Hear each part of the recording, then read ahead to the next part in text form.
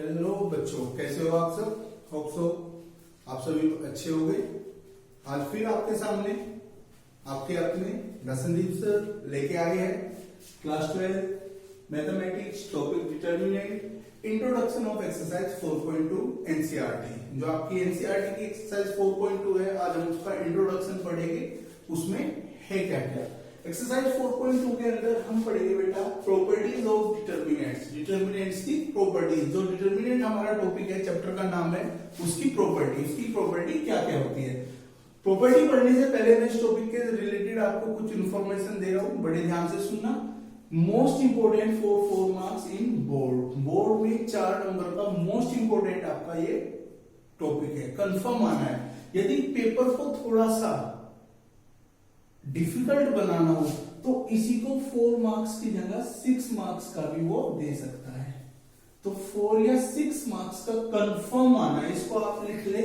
और जब ये आपका टॉपिक फिनिश हो जाएगा प्रॉपर्टीज ऑफ डिटरमिनेंट, इसके बेस पे क्वेश्चंस, एक्सरसाइज क्वेश्चन भी, तो आपको अपना एक पॉइंट ऑफ व्यू बनाना है कि आप डेली इस टॉपिक के ऊपर एक क्वेश्चन डेली करेंगे टिल बोर्ड एग्जाम तक, क्योंकि क्वेश्चन कहीं से भी आ सकता है। सबसे पहले आप एनसीईआरटी क्वेश्चंस करोगे, NCERT exemplar, RD Sharma, RS, whatever, जो भी बुक आपको मिले। क्लियर है? तो प्रॉपर्टी हम चेक करते हैं, एक एक प्रॉपर्टी आपको क्लियर होनी चाहिए। आपके सामने मैंने 2 प्रॉपर्टी लिखी है, अभी दोनों प्रॉपर्टी को विद एग्जांपल में डिस्कस करता हूं। प्रॉपर्टी फर्स्ट क्या है? If each element in a row and column पता है, किसी भी डिटरमिनेंट के अंदर यदि हर एक एलिमेंट रो और कॉलम में 0 है, ठीक है, then the value of determinant is 0। तब उस डिटरमिनेंट की वैल्यू क्या हो जाती है? 0 हो जाती है। एग्जांपल से चेक करते हैं हम। सपोज आपको ये डिटरमिनेंट दे दिया 1 2 4 7 5 8 और कॉलम, ये डिटरमिनेंट है। हमने क्या बोला? If each element in a row और in a column of a determinant is 0। किसी भी डिटरमिनेंट के अंदर हर एक एलिमेंट रो या कॉलम पे 0 हो जाए, तब उस डिटरमिनेंट की वैल्यू क्या हो जाएगी? 0। तो उसकी वैल्यू क्या आएगी बेटा? 0 आएगी। यदि आप इसको एक्सपेंड करोगे किसी भी रो के अलोंग, तो उसकी वैल्यू 0 आएगी। आप चेक कर सकते हो। दूसरा मैं एग्जांपल देता हूं। सपोज आपको दे दिया 1 2 7 0 0 0 5 1 3। इस डिटरमिनेंट में हमने क्या देखा? All element of column 2 is 0, तो इसकी वैल्यू भी क्या आएगी? 0 आएगी। जब आप इसको इवेल्युएट करके देखोगे ना, तो इसकी वैल्यू 0 आएगी। तो हम इसको इवेल्युएट करके देख लेते हैं एक बार। तो किसी भी रो के अलोंग एक्सपेंड करो, तो मैं रो 1 के अलोंग एक्सपेंड कर रहा हूं 1 इंटू ये रो 1 का एलिमेंट छोड़े, कॉलम 1 के छोड़े, 0 माइनस 0, ये रो छोड़ी, ये कॉलम 6 माइनस 7, फिर प्लस 5, ये रो छोड़ी, ये कॉलम 0 माइनस 0। तो हमने क्या चेक करा? 0 minus 0 0, 6 minus 7 minus 1 into 0 0, 0 minus 0 0 0 into 5 0। तो इसकी वैल्यू क्या आ गई? 0। तो ये आपको एक एग्जांपल दिया था मैंने, लेकिन आपको याद रखना है किसी भी डिटरमिनेंट के अंदर, मैट्रिक्स नहीं, डिटरमिनेंट के अंदर, यदि किसी भी डिटरमिनेंट के अंदर हर एक एलिमेंट रो और कॉलम का 0 है, तो डिटरमिनेंट की वैल्यू क्या आ जाएगी बेटा? 0 आ जाएगी। Clear? Now move to property second. If each element on one side of the principal diagonal के किसी भी एक साइड के डिटरमिनेंट के अंदर सारे एलिमेंट 0 है। If each element on one side of the principal diagonal of a determinant is 0। यदि ये आपकी प्रॉपर्टी आपको एनसीईआरटी में नहीं मिलेगी, लेकिन इस प्रॉपर्टी का यूज होता है। क्लियर? तो आप ध्यान से देखेंगे। If each element on one side of the principal diagonal, अब प्रिंसिपल डायगोनल क्या होता है? प्रिंसिपल डायगोनल होता है आपका ये वाला। ये क्या होता है? Principal diagonal. यदि प्रिंसिपल डायगोनल के एक साइड के एलिमेंट सारे 0 है, then value of determinant is the product of the diagonal element. तो डिटरमिनेंट की वैल्यू क्या आएगी? जो डायगोनल एलिमेंट है उनका प्रोडक्ट। एग्जांपल चेक करते हैं। आपको दे दिया मैंने 1 2 3 2 1 0 0 0, एक तो ये क्लियर। और एक डिटरमिनेंट मैंने ले लिया बेटा 1 3 2 0 0 0 5 3 1, ये ले लिया। अब आपको मैं बता दूं, यदि यहाँ पर डिटरमिनेंट का साइन ना हो, आपको याद रखने के लिए ये आपकी होती है अपर ट्रायंगुलर मैट्रिक्स का फॉर्मेशन, ये होती है लोअर ट्रायंगुलर मैट्रिक्स, ठीक है ना, याद रखने के लिए। तो डिटरमिनेंट के अंदर यदि प्रिंसिपल डायगोनल से नीचे वाले एलिमेंट या प्रिंसिपल डायगोनल से ऊपर वाले एलिमेंट जीरो हो गए सारे, तब इस डिटरमिनेंट की वैल्यू क्या आ जाएगी, जो डायगोनल दे रखे हैं एलिमेंट उनका प्रोडक्ट, जैसे 1 इंटू 4 इंटू 1, इसकी वैल्यू आ गई 4। चेक करेंगे एक्सपेंड करके, इसकी वैल्यू क्या आ जाएगी, मान लो यहाँ पे हमने दे दिया 3, यहाँ पे ले लो आप 4, तो इसकी वैल्यू आ जाएगी 4 इंटू 5 इंटू 3, 4 के 12 पंजे 60, क्लियर है। तो ये 100 ट्रिक्स है बेटा जो आपको याद रखनी है। अब इसको चेक करते हैं कि इसकी वैल्यू 4 ही आएगी क्या।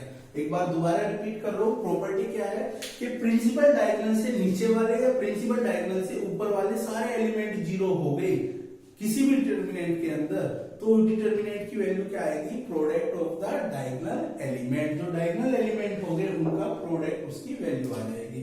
इसको एक्सपेंड करते हैं, बताओ किसके लोग एक्सपेंड करें।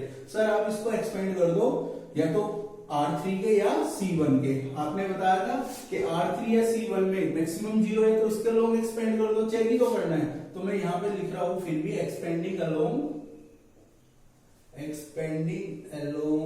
R3, तो R3 का लोग एक्सपेंड करा, जीरो जीरो है छोड़ दो तो 1 x में आ रहा है पॉजिटिव होगा, तो ये रो छोड़ी ये कॉलम छोड़ा, 4 माइनस 0, तो बेटा आंसर क्या आ गया, 4 आ गया। सर ये तो गजब कर दिया आपने, गजब ही करते हैं संदीप सर, इसमें चेक करो। तो इसको किसके लोग एक्सपेंड कर लो, इसको R1 के लोग एक्सपेंड कर लो, आपको चेक ही तो करना है, एक्सपेंडिंग अलोंग R1, तो आपने लिखा 4 इंटू, तो ये रो छोड़ी है कॉलम 15 माइनस 0 और 15 4 का 60, सर कमाल हो गया, धमाल। क्लियर हुई दोनों प्रॉपर्टी। तो पहली दूसरी प्रॉपर्टी में हमने क्या पढ़ा, एक बार रिवाइज कर लेते हैं। फर्स्ट प्रॉपर्टी में किसी भी रो या कॉलम में डिटरमिनेंट के अंदर, नॉट इन मैट्रिक्स, क्योंकि हम प्रॉपर्टी किसकी पढ़ रहे हैं, डिटरमिनेंट की पढ़ रहे हैं, तो किसी भी डिटरमिनेंट के अंदर किसी भी रो या कॉलम के सारे एलिमेंट जीरो हो गए तो उसकी वैल्यू 0, चाहे वो 2 इंटू 2 का क्यों ना हो। कहने लगे सर ऐसा हो जाए 0 0 5 4, तो आपने क्या देखा, इस डिटरमिनेंट के अंदर कॉलम 1 के सारे एलिमेंट जीरो है तो उसकी वैल्यू 0 आएगी। क्लियर। सेकंड प्रॉपर्टी कि जो प्रिंसिपल डायगोनल एलिमेंट है, प्रिंसिपल डायगोनल जो है, प्रिंसिपल डायगोनल के नीचे वाले सारे या ऊपर वाले सारे एलिमेंट जीरो हो गए तो डिटरमिनेंट की वैल्यू क्या आ जाएगी, product of the diagonal element, जो डायगोनल एलिमेंट है उनके प्रोडक्ट के बराबर। क्लियर हुई दोनों प्रॉपर्टी। तो now pause the video, note down. Property third में क्या है, the value of determinant remains unchanged if its rows and column are interchanged. यदि हम डिटरमिनेंट के रो और कॉलम को इंटरचेंज कर देते हैं तो उसकी वैल्यू क्या रहेगी, अनचेंज्ड रहेगी, उसकी वैल्यू पर कोई भी इंपैक्ट नहीं पड़ेगा। इसको याद रखने के लिए मैं कैसे याद कराता हूँ, ये कोई सर्टिफाइड रूल्स नहीं है बेटा, ये मेरे अपने खुद के रूल है जो मैंने याद करने के लिए बना रखे हैं बच्चों के लिए। क्या इसने क्या कहा कि रोज और कॉलम को इंटरचेंज करना, तो आपने मैट्रिक्स में पढ़ा था कि आप किसी भी मैट्रिक्स की रो और कॉलम को इंटरचेंज करते हैं उसको क्या बोलते हैं, ट्रांसपोज बोलते हैं। क्या बोलते हैं, ट्रांसपोज। तो कहने का मतलब आप याद कैसे रखोगे कि यदि आप डिटरमिनेंट का ट्रांसपोज कर दो तो उसकी वैल्यू क्या रहेगी, सेम रहेगी। एग्जांपल से चेक करते हैं। सपोज आपको एक डिटरमिनेंट दे दिया 1 2 1 3 4 5 2 3 2 1, ये दे दिया। क्लियर है। और इसी का मैं ट्रांसपोज कर दूं, ट्रांसपोज क्या हो जाएगा इसका, 1 3 3 2 4 2 1 5 1, ये दो लिख दिए मैंने डिटरमिनेंट। सबसे पहले एक ये और एक ये, मैंने एक नॉर्मल डिटरमिनेंट लिया, सेकंड उसमें रो को कॉलम में इंटरचेंज करके लिख दिया। तो इसने क्या कहा, इन दोनों की वैल्यू पर कोई भी फर्क नहीं पड़ेगा, दोनों की वैल्यू क्या आएगी बच्चा, सेम आएगी। चेक करते हैं, इसको एक्सपेंड कर दो रो 1 के लो, 1 इंटू 4 माइनस 10, रो छोड़ी कॉलम छोड़ा 4 माइनस 10 माइनस 3 इंटू ये रो छोड़ी ये कॉलम 2 माइनस 2 प्लस 3 इंटू ये रो छोड़ी ये कॉलम 10 माइनस 4। एक्सपेंड करना तो आ गया होगा ना बेटा। अब देखिए 4 माइनस 10 माइनस 6 0 10 माइनस 4 6 और 6 3 जा 18 और ये कितना आ जाएगा 12। अब इसकी भी वैल्यू क्या आनी चाहिए, 12 आनी चाहिए अकॉर्डिंग टू प्रॉपर्टी। इसको भी एक्सपेंड कर देते हैं रो 1 के लो। तो मैंने क्या करा 1 into 4 minus 10 minus 2 into 3 minus 15 plus 1 into ये रो जोड़िए कॉलम 6 माइनस 12। चेक करो माइनस 6 3 माइनस 15 माइनस 12 प्लस 24 और ये कितना आ गया माइनस 6, कैंसिल आउट हो गया। कितना आ गया बेटा, नहीं ये कितना आएगा 12 24 और ये कितना आ रहा माइनस 6 12 प्लस 24 आ रहा है। एक बार इसको चेक करते हैं, ये रो छोड़िए 4 माइनस 10 माइनस 6 ये रो छोड़िए कॉलम 2 माइनस 2 0 प्लस 3 ये रो छोड़िए 10 माइनस 4। तो ये कितना आ गया बेटा, ये आ गया आपका माइनस 6, ये 0 बन गया 10 6 6 3 जा 18 ये 12 आ गया। तो ये भी 12 भी आना चाहिए, यहाँ पे मिस्टेक होती है। एक बार चेक करते हैं 1 ये रो छोड़िए कॉलम 4 माइनस 10 माइनस 2 ये रो छोड़िए कॉलम 3 माइनस 15 प्लस 1 ये रो छोड़िए कॉलम 6 माइनस 12। बिल्कुल ठीक है।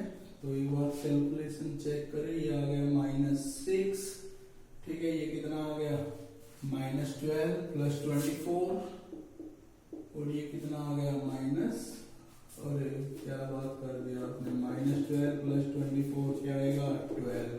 क्लियर हो गया। तो हमने देखा दोनों से सेम आया आपका। क्लियर। तो हमने क्या बताया, आपकी प्रॉपर्टी क्या थी कि आप डिटरमिनेंट को किसी भी रो या कॉलम में जो दे रखा है आपको उसको इंटरचेंज करते हैं, रो और कॉलम को आपस में क्या करते हैं इंटरचेंज। तो डिटरमिनेंट की वैल्यू क्या आएगी, सेम आएगी। Now move to property fourth. If any two rows और कॉलम, या तो रो या column of a determinant are interchange. देखो पहले वाली प्रॉपर्टी में बेटा ट्रांसपोज कर रहे थे, इसमें ट्रांसपोज नहीं कर रहे। इसमें बोला है किन्हीं भी दो रो को या किन्हीं भी दो कॉलम को आपस में इंटरचेंज करते हैं तो डिटरमिनेंट की वैल्यू होगी वो साइन चेंज हो जाएगा। Then the value of determinant changes by minus sign only. जो डिटरमिनेंट की वैल्यू होगी वो क्या होगा, माइनस साइन से चेंज हो जाएगी। अब देखोगे इन्हीं को दोनों को ले लेते हैं, 1 2 1 3 3 4 2 5 1 ये आ गया। इसकी वैल्यू कितनी आई 12। क्लियर।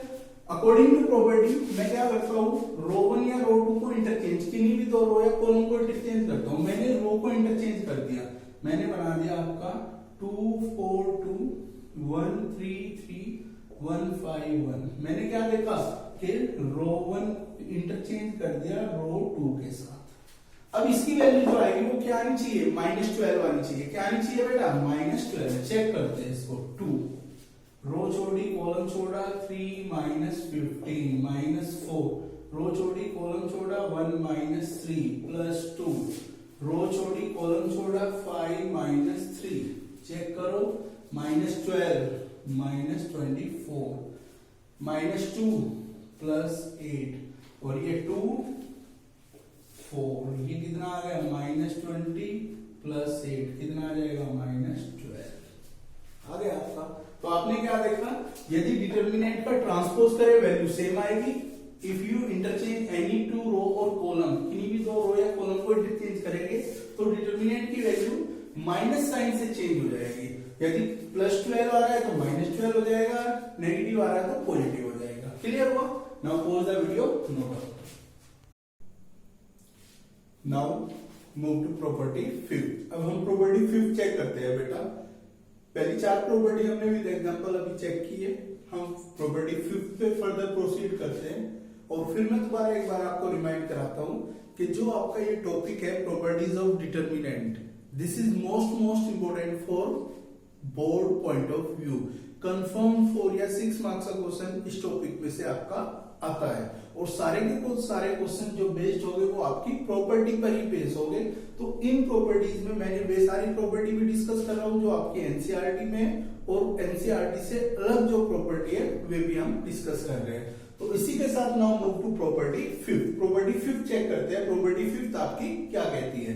प्रॉपर्टी 5th में है बेटा, इफ 2 rows और column of a determinant are identical, यदि डिटर्मिनेंट की कोई भी 2 रो या कोई भी 2 कॉलम आपके आइडेंटिकल है, then the value of determinant is 0। तब उस डिटर्मिनेंट की वैल्यू क्या हो जाएगी, 0 हो जाएगी। नाउ सी एग्जांपल, एक एग्जांपल चेक करते हैं हम। एग्जांपल से हमें क्लियर हो जाएगा कि प्रॉपर्टी कह क्या रही है। सपोज डेल्टा से हम किसको रिप्रेजेंट करते हैं, डिटर्मिनेंट को रिप्रेजेंट करते हैं।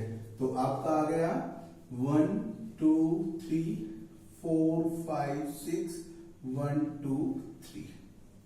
तो हमने क्या देखा, जो मैंने ये डिटर्मिनेंट लिया है, यहाँ पर रो 1 एंड रो 3 दोनों आइडेंटिकल है, तो इसकी वैल्यू क्या हो जाएगी बच्चा, 0 हो जाएगी। अब ये तो प्रॉपर्टी कहती है, लेकिन हम इसको चेक भी कर सकते हैं। चेक करने के लिए मैंने क्या बताया था, आप इस डिटर्मिनेंट को किसी भी रो या कॉलम के अलोंग एक्सपेंड कर सकते हैं। तो मैं यहां पर कर रहा हूं इसको एक्सपेंडिंग अलोंग रो 1। किसी के भी अलोंग एक्सपेंड कर लो, तो हम रो 1 के अलोंग एक्सपेंड करके चेक कर रहे हैं। तो ये बन गया 1 इंटू, ये रो छोड़ी ये कॉलम छोड़ा, तो कितना आ गया 15 minus 12 minus 2 into row first column second, तो आपका क्या बचा 12 माइनस 6 प्लस 3, ये रो छोड़ी ये कॉलम 8 माइनस 5। दोबारा चेक करें, मैंने पहले 1 लिया, रो 1 छोड़ी कॉलम 1 15 माइनस 12 माइनस 2, क्योंकि इसका साइन माइनस होता है, ये रो छोड़ी ये कॉलम 12 माइनस 6, देन 3, ये रो छोड़ी ये कॉलम 8 माइनस 5। सिंप्लीफाई करते हैं बेटा इसको, 15 माइनस 12 3 3 1 जा 3, 12 माइनस 6 6 6 2 जा 12, 8 माइनस 5 3 3 3 जा 9, 9 प्लस 3 12 माइनस 12 क्या आ गया 0 आ गया, और आपकी प्रॉपर्टी ये क्या हो गई, प्रूफ हो गई। तो प्रॉपर्टी क्या थी, अब यहां पे तो मैंने रो को सेम लिया है, यदि हम कॉलम को आइडेंटिकल ले ले तब भी वैल्यू क्या आएगी आपकी 0 आएगी। तो प्रॉपर्टी को एक बार दोबारा रिमाइंड करें कि डिटर्मिनेंट के अंदर if 2 rows and column are identical then the value of determinant is 0। तो डिटर्मिनेंट की वैल्यू क्या हो जाएगी आपकी 0 हो जाएगी। Now move to property 6th। Property 6 क्या कहती है आपकी, इसने बोला है if each element of a row और कॉलम, यदि किसी भी डिटर्मिनेंट के अंदर हर एक एलिमेंट रो और कॉलम का is multiplied by the same number के, यदि हम उसको सेम नंबर के इज ए कांस्टेंट, के क्या है बच्चा आपका कांस्टेंट है। तो कहने का मतलब वो क्या कह रहे हैं यहां तक कि किसी भी डिटर्मिनेंट के अंदर हम किसी भी रो के या किसी भी कॉलम के हर एक एलिमेंट को किसी कांस्टेंट से मल्टीप्लाई करते हैं, then the value of the new determinant, जो नया डिटर्मिनेंट बनेगा उसकी वैल्यू क्या आ जाएगी, k times the value of the original determinant. जो पहले वाला डिटर्मिनेंट था उसकी वैल्यू से क्या आ जाएगा, k टाइम्स आ जाएगा। 2 into 2 का एग्जांपल लेके चेक कराता हूं इसको, क्योंकि जितने भी हम एग्जांपल ले रहे हैं वो 3 into 3 पर ही ले रहे हैं। एक 2 into 2 का चेक कर लेते हैं। सपोज डेल्टा आपका है 1 2 2 5, मैंने इसकी वैल्यू चेक की, इसकी वैल्यू आ गई 5 माइनस 4, कितना आ गया 1। सपोज मैं इसको एक नया डिटर्मिनेंट बनाता हूं और यहां पे मैंने कर दिया C2 चेंज टू, कॉलम 2 को मैं चेंज कर रहा हूं, C2 चेंज टू 2C2, तो आपका क्या बन गया डेल्टा, ये बन गया 1 2 4 10। अब जो इसकी वैल्यू आएगी वो कहने का मतलब है कि इसकी वैल्यू जो ओरिजिनल डिटर्मिनेंट है उससे 2 टाइम्स आएगी। चेक कर लेते हैं, डेल्टा इक्वल टू 10 माइनस 8 और डेल्टा की वैल्यू कितनी आ गई 2, तो 1 से 2 क्या है 2 टाइम्स है। तो प्रॉपर्टी आपको क्लियर हुई है कि यदि किसी भी डिटर्मिनेंट के रो और कॉलम के हर एक एलिमेंट को हम किसी भी कांस्टेंट से मल्टीप्लाई बाय सेम नंबर के, तो सेम नंबर के का मतलब क्या है, कांस्टेंट से मल्टीप्लाई करते हैं, तो जो आपका न्यू डिटर्मिनेंट आया उसकी वैल्यू ओरिजिनल डिटर्मिनेंट से उतना ही टाइम्स हो जाएगी। तो ये प्रॉपर्टी हम फॉलो कैसे करेंगे कि यदि हम किसी भी डिटर्मिनेंट की रो और कॉलम में किसी भी नॉन जीरो नंबर से मल्टीप्लाई करते हैं तो हम उस डिटर्मिनेंट को भी उसी नंबर से क्या कर देंगे, डिवाइड कर देंगे, ताकि उसकी वैल्यू पर कोई फर्क ना पड़े। जब हम इसको फॉलो करेंगे तब आपको क्लियर हो जाएगी। तो ये थी हमारी फिफ्थ और sixth property. Now pause the video, note down. Now move to property seventh. Property seventh क्या कहती है बेटा, सेवंथ और एट बड़ी अच्छी प्रॉपर्टी है, ठीक है। और एट प्रॉपर्टी के लिए आप नोट कर लोगे, जो एट प्रॉपर्टी है वो उसके बेस पर एमसीक्यू क्वेश्चन जरूर आता है, ठीक है। अब देखिए भैया, मूव टू प्रॉपर्टी सेवंथ। पहले प्रॉपर्टी में पढ़ रहा हूं ताकि आपको क्लियर हो जाए हर एक वर्ड का। इफ ईच एलिमेंट ऑफ रो और कॉलम, यदि किसी भी रो और कॉलम का हर एक element of a determinant consist of sum of two और मोर टर्म्स, यदि डिटर्मिनेंट के अंदर किसी भी रो या किसी भी कॉलम का हर एक एलिमेंट एक्सप्रेस है टू और मोर टर्म्स में, then the determinant can be expressed at the sum of two or more determinant। हम क्या करेंगे, तो उस डिटर्मिनेंट को एक्सप्रेस कर देंगे सम ऑफ टू और मोर डिटर्मिनेंट whose other rows और कॉलम आर नॉट अल्टर्ड, जिसकी उनसे अलग रो और कॉलम में चेंज नहीं आएगा। तो एग्जांपल देखते हैं।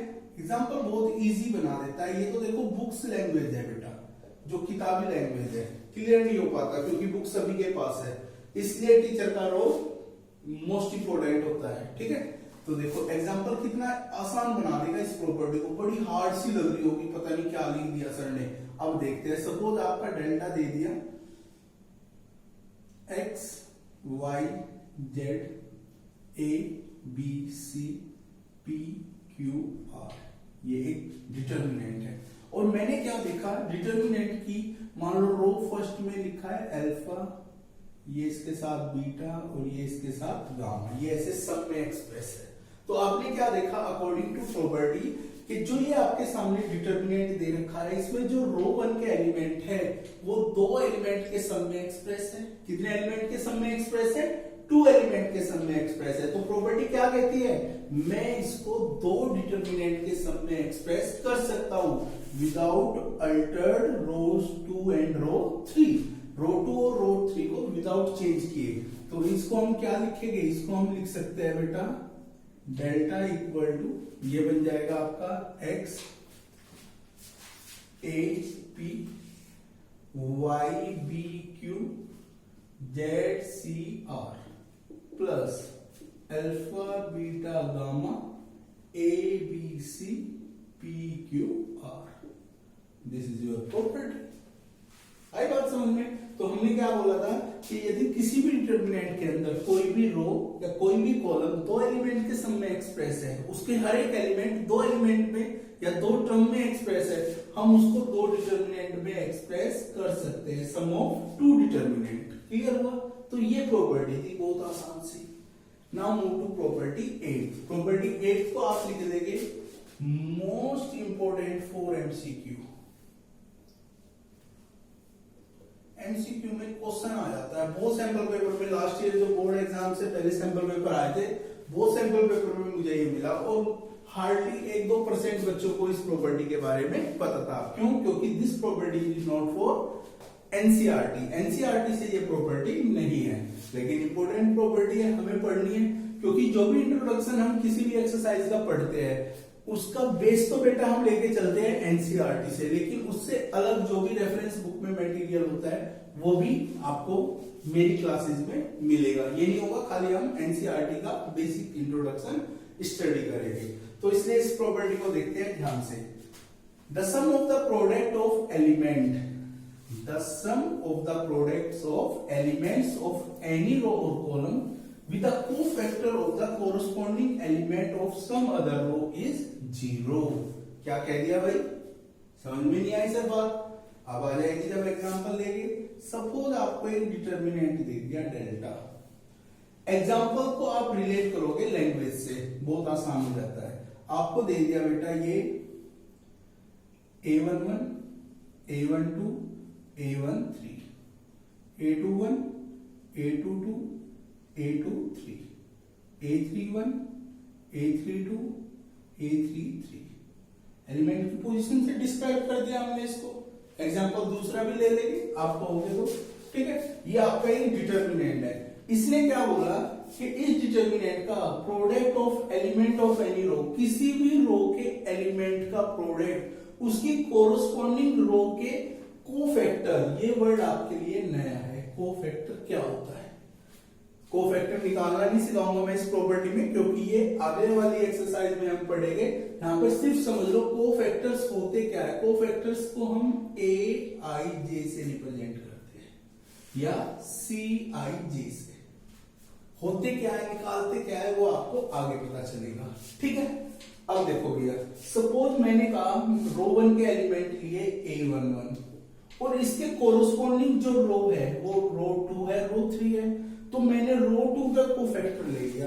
अब इसका कोफैक्टर, जैसे ये एलिमेंट है A21, तो इसका कोफैक्टर होगा कैपिटल A21। कैपिटल AIJ से बोला ना मैंने।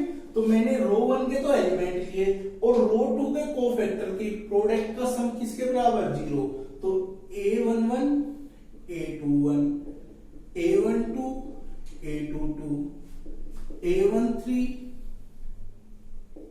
और A23। तो मैंने क्या करा, रो 1 के तो एलिमेंट लेके और उसके कोरोस्पॉन्डिंग रो 2 भी हो सकती है, रो 3 भी। तो मैंने रो 2 के कोफैक्टर ले लिए। तो इनकी प्रोडक्ट का सम हमेशा क्या आएगा? 0 आएगा। क्या आएगा? 0।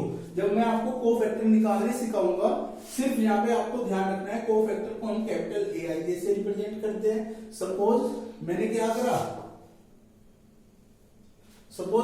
करा, मैं रो 3 के कोफैक्टर ले लूं, तो इसका कोफैक्टर बनेगा कैपिटल A31, इसका A32 एलिमेंट का, इसका A33। क्लियर है? इससे नेक्स्ट एक्सरसाइज के बेसिक में हम ये सारी चीजें आपको सिखाएंगे कि कोफैक्टर होता क्या है, उसको निकालते क्या है। सिर्फ आपको यहाँ पे समझना है कोफैक्टर इन दो सिंबल से रिप्रेजेंट होता है। प्रॉपर्टी में कैसे यूज होगा कि किसी भी रो के एलिमेंट और उसके कोरोस्पॉन्डिंग रो जो बची, उनके कोफैक्टर की प्रोडक्ट का सम क्या आता है? आपका 0 आता है बेटा। क्या आता है? 0। तो दिस इज योर प्रॉपर्टी 7 और 8। तो जो आपका इंट्रोडक्शन ऑफ एक्सरसाइज 4.2 था, इसमें हम क्या पढ़ेंगे बेटा? इसमें पढ़ेंगे हम कि डिटर्मिनेंट के क्वेश्चन सोल्व करेंगे बाय यूजिंग प्रॉपर्टीज। और ये आपकी 8 प्रॉपर्टी है। इनमें से कुछ एनसीईआरटी की है और कुछ एनसीईआरटी से अलग है। तो इन सारी प्रॉपर्टीज को आप नोट करोगे, इनको समझोगे। कोई भी डाउट आएगा तो कमेंट बॉक्स में या मेरे व्हाट्सएप नंबर पे आप रिप्लाई करोगे। तो now pause the video, note down.